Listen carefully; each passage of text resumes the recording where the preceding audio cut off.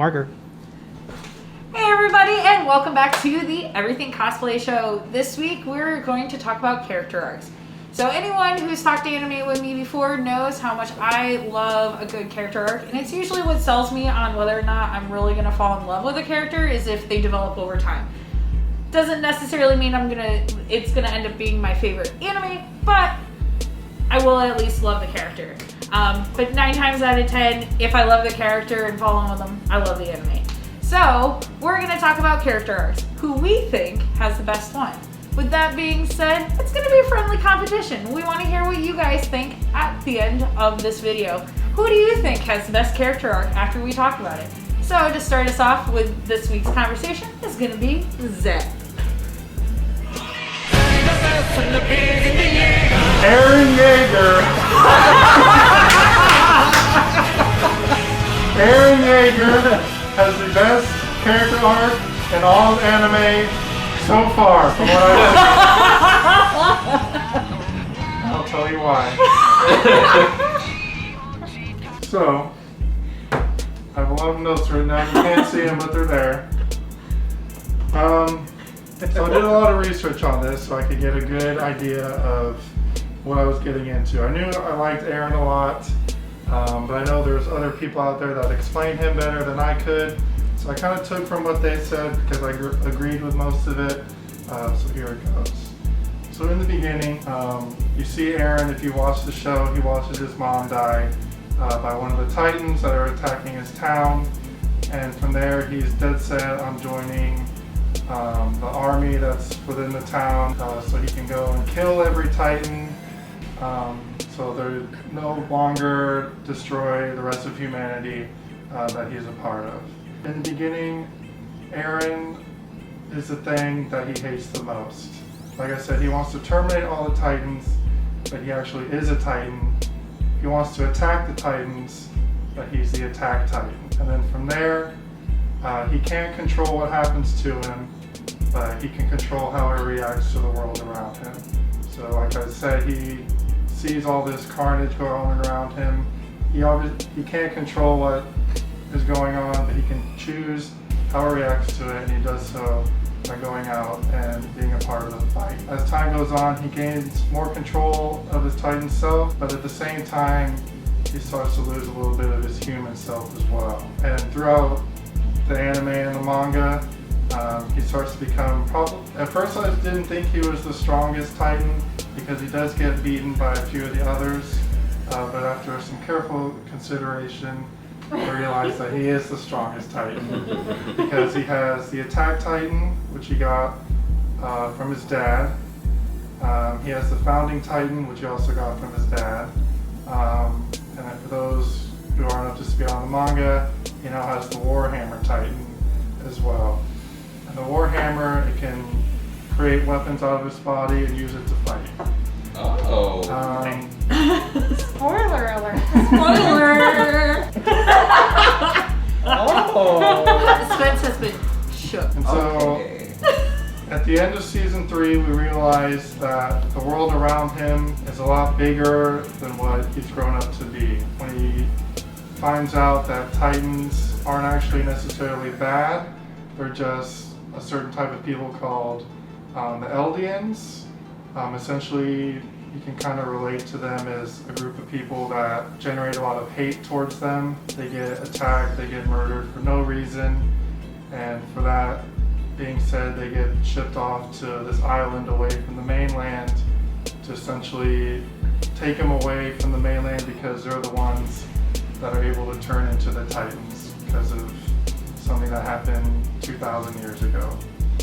And so when Aaron realizes this and realizes that there's no way for a peace to be resolved between the Eldians and the land across the sea, which is called Marley, he decides to kind of use the Titans and destroy the rest of the world because there's no peace and the other people don't necessarily see that.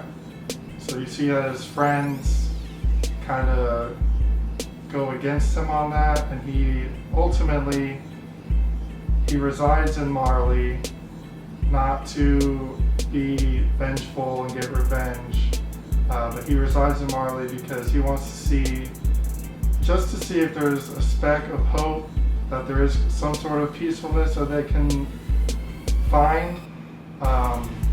When it gets to the point where another Titan user says that they're gonna call for an all-out war on the Eldians, Eren said enough is enough, and he just preemptively attacks Marley.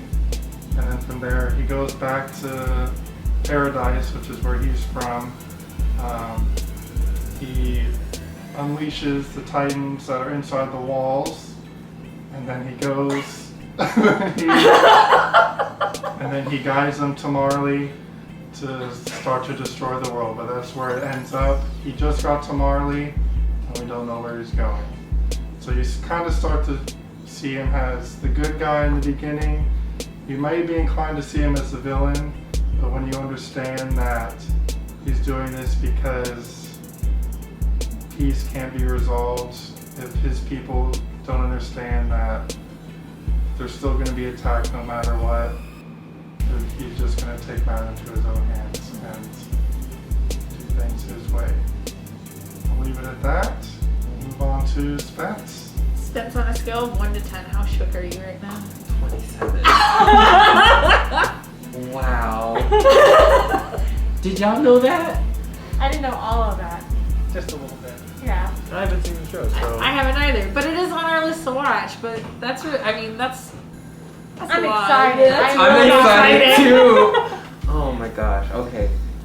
So it took me a long time to decide who I wanted. Unfortunately, Zach already took somebody from Attack on Titan, but I'm still gonna say the person I'm gonna say anyway. And my person is Armin. The reason why I think Armin has a great character arc so far, because I've only watched the anime, is he came from being a weak little boy to someone who is basically like a commander in a way. He was always hiding behind his friends Mikasa and Eren whenever he would get bullied or beat up and things like that. And then he ended up joining, I forgot the name of the army as well. He ended up joining their army. Scouts. That's The what Scouts. it is. They are the Scouts. He joined the Scouts with Eren and Mikasa because he wanted to fight to basically see the ocean. He knew there was another world out there, but obviously it was kind of fiction in their world. And so I lost myself, I'm sorry.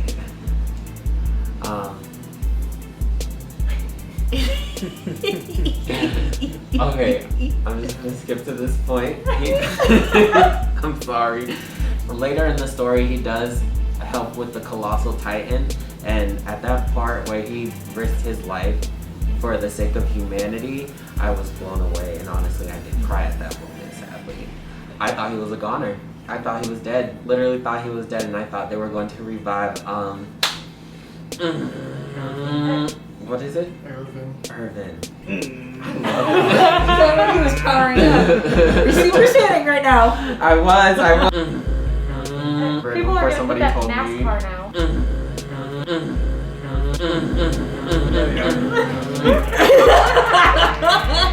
Or put some blue hair. But when Irvin stopped Levi from giving him the shot, and they gave it to Armin, I woke up my mom that night, and she definitely told me to shut up in Creole. I screamed for minutes, long minutes, and that's how far it goes up to. So that's all I really know about Armin so far. But to me, he has the best character arc. Can't tell me nothing. With that being said, our next person is going to be Miss Ashley. So mine is short and sweet, just like the anime. So I think that Coro Sensay from Assassination Classroom has a fantastic character arc. So the show itself starts in the middle of his character arc, and the audience doesn't know that. So we don't know that he's got this development happening because he's already in the middle of it. And it's not until later in the season when you find out his backstory that you find out how much he's grown and this arc and where he is now versus where he was. So for those of you who don't know, since we're competing, Coro Sensay is octopus from a lab, the anime lab, and he was originally a master assassin known as the Reaper, one of the scariest assassins out there. It's turned in by his former student who he trained to be an assassin and eventually took over his name as the Reaper, and was experimented on in the lab. There was a girl that would come in and ask him questions that worked at the lab, and he fell in love with her, Aguri, and she died, and he was released, but on her dying wish, she asked him to go teach this class. So he had to go from being this assassin, crazy killer, to teaching these students, and he was so selfless in the fact that he went and taught these students when he could have done anything he wanted to in the world. And he took the blame for everything that happened and knew he was going to die in the end, but he didn't care because he was giving himself up because he saw what Aguri did for him in the lab when she gave herself up, the ultimate sacrifice, her own life for him. That's all. I have chills. Good one. Because that is really good. That is not what I was thinking you were going to go in. So that's a really, really good one. So it's my turn now. Yay. So I had a really hard time figuring out, who to pick for this too, because I haven't seen Attack on Titan. I have seen Assassination Classroom, thanks to Brandon and Ashley's suggestion, and Sammy and I sat and watched it all, and Sammy was bawling at the Snot end. bubbles. I can't emphasize it enough that I had gigantic snot bubbles coming out of my nose at the end of it, just so y'all can picture that. You're I'm welcome. gonna be there for that someday. So I was trying to think of the animes that Sammy and I watched together, because that's really, the only time that I will sit and watch anime is with her, just because, a lot of the animes we watch are, these like action-packed, cool animation, the cool effects, stuff like that, and I can't say that too many animes that I've watched in the past and now has too much of what I would consider character development, because a lot of it, like, we were just watching Kill la Kill, I'm thinking of Dragon Ball, Fairy Tail, a little bit of My Hero, but My Hero, I feel, is in the same kind of level as Assassination Classroom, where the whole show is you are going along on these kids, adventure, these kids kind of path, watching them in school, literally learning how to become something else, so that's just kind of built into the story. But a lot of action animes that I mostly watch are just a character who comes into a conflict and just does the same thing they've always done, just a little bit harder. And Brandon had a good analogy for Fairy Tail, where you are playing Xbox or PlayStation, and then your controller disconnects. You just reconnect. Okay, there you're good. Now you're good. That's pretty much what a lot of those Dragon Ball, Fairy Tail, all that. That's kind of what all of it is. Is they get to a spot where they can't get past, and then they just do it harder, and then they win. That's kind of what it is. All I can picture right now, I'm so sorry, Andy, is next time on Dragon Ball Z, the power up. So I was trying to think of animes that I've watched with Sammy that were focused on story, and that was a lot of the anime movies we watched, like Violet Evergarden. Well, I guess these aren't movies, but Violet Evergarden and Ancient Magus Bride were two that I thought of that were okay, those were very story focused. And then I thought of a movie that I don't know why it just struck me, and it's one that Brandon actually, they said they didn't really like, but I thought A Silent Voice was an incredible storytelling of someone growing from this horrible bully into someone who had to atone for that and ended up learning how to grow out of it. It was just the most incredible story of just a person changing, a real change. That's what I picked. A Silent Voice. You're not wrong. It is a really powerful story, and definitely a movie that I think is just absolutely gorgeous. And I have to say, I think that's one of the beautiful things about anime films and animes is the way they portray stories and how they're able to talk about some really hard topics that are happening in the world or things that we do see, and they just have such an eloquent way of portraying it and just making you think about what you're watching, and also just it just hits you in the heartstrings. Like, Silent Voice is another one that, if anyone who's watched it, well, you watched it with me the first time, I had giant snot bubbles coming out. Sorry if you don't like snot bubbles, but that's what happens when I cry really hard watching animes. But that one's really, really good. One. So, what did you pick, Sammy? Oh, Where's the Brandon's turn? Right, I've been waiting all day to figure out what Brandon's gonna do, and I said I'm not even gonna guess because I don't think I can guess what it is. Ashley hyped me up for it, and I knew I just couldn't Wait, beat you it. know what it is? Oh, no, okay. no. She just hyped So me up. Brandon was rehearsing, so. I'm ready. I'm ready for you to blow my mind. That's what you said that was gonna happen. I was not gonna guess this. The styling, profiling, Limousine riding, jet flying, wheeling dealing, kiss stealing, son of a Gallic gun, Big Bang attacking, final flashing, my man Vegeta. and I'm having a hard time holding these alligators down. Woo! My man Vegeta.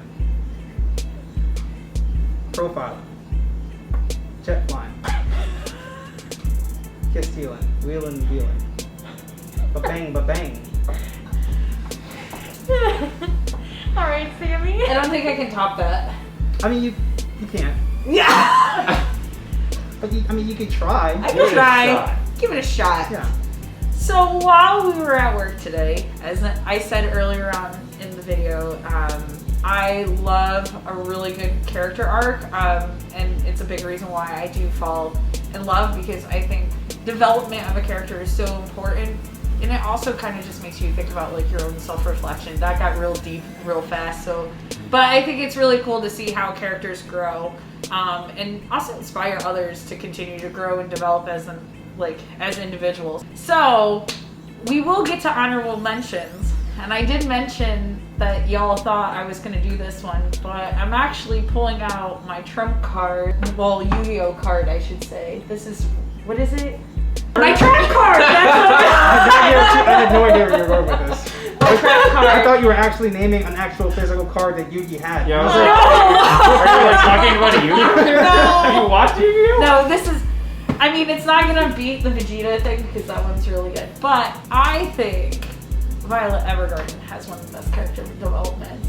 So what I love about this anime, and Violet Evergarden is done by the same studio as A Silent Voice, and I love how the studio portrays characters and also how they develop stories. So Violet Evergarden, like, for those who have not seen it, it is a beautiful, beautiful story. So this girl was captured and she was essentially created to be a war machine. And she was gifted to this man who was known as the Major, and he did not want to see her turn into a war machine. He wanted her to live life and to understand life, which is something she didn't know because all she's ever known is violence. It's hard to watch her, like, at first to understand like everything she's gone through, but she grows so much as a character. Unfortunately, she wakes up and she has lost her hands, and she was given mechanical hands from war. She doesn't really remember much, but the one person that she continues to look for is the Major. Spoiler alerts who haven't seen it. Unfortunately, they do find out that the Major is no longer alive. He did die at war with her. And the one thing that he wanted her to do was to live her life and to understand how to be free and just be herself.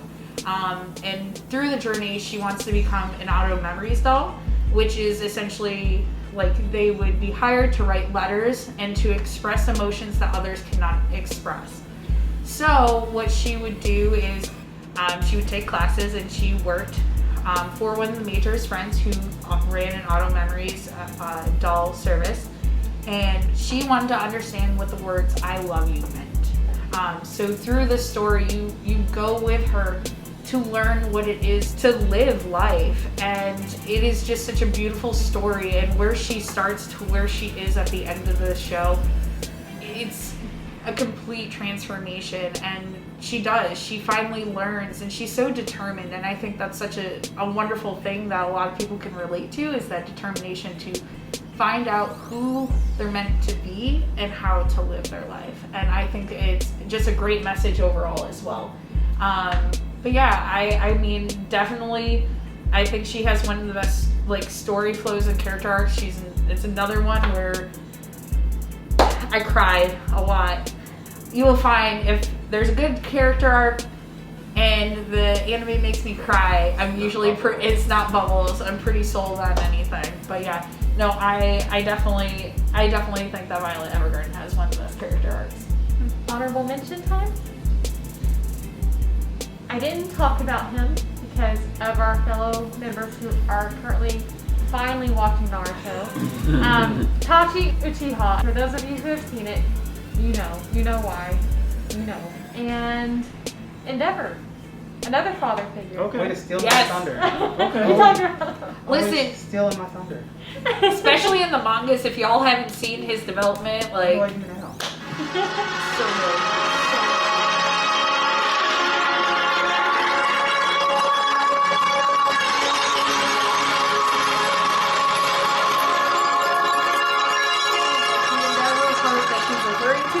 We haven't seen in this show yet.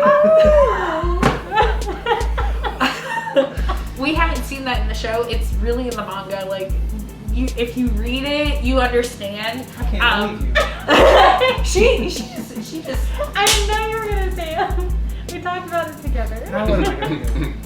What am I gonna do? Well, it's a good thing. I have another one. Very good.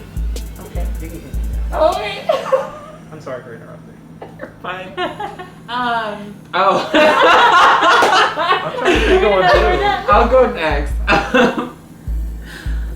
I wanted to mention this person, but I didn't think I should for the sake of Zach and Sammy and Andy. My person was going to be Orochimaru from Naruto.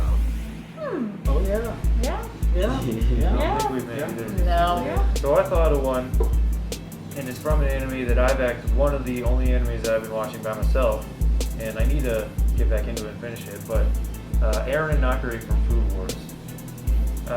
In the beginning of the show, if anyone's seen it, I mean, it's a wonderful show. It's definitely one of those shows that I talked about where it's kind of like Dragon Ball, where the main character is just kind of like runs into these walls and just has to do the same thing but harder to get past them, but it's really fun.